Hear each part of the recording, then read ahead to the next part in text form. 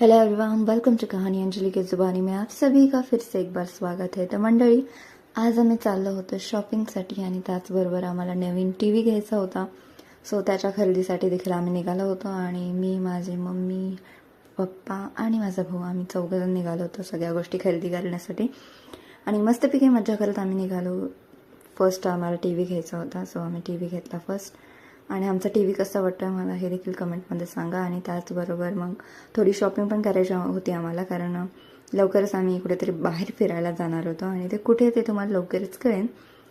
तर सध्या तरी एवढंच बघा की आम्ही टी व्ही वगैरे घेतला, मग शॉपिंग केली आणि परत आम्ही म्हणजे माझी मम्मी आणि माझा भाऊ आम्ही बाहेर वगैरे खातो.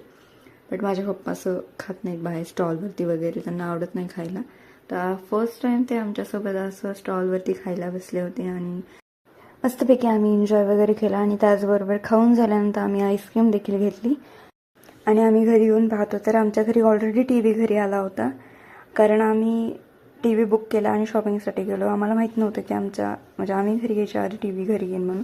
सो आमच्या शेजारच्या काकांकडे त्यांनी ठेवला आणि अशा प्रकारे मस्तपैकी आमची शॉपिंग वगैरे झाली. त्याचबरोबर आमच्या घरी रात्री चिंटू आला होता, म्हणजेच माही आली होती, माझ्या मोठ्या भावाची मुलगी.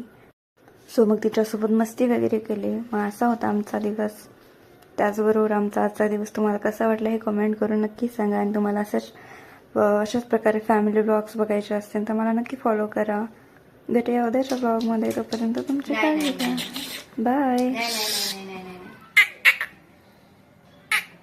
नाही नाही नाही नाही नाही नाही नाही नाही नाही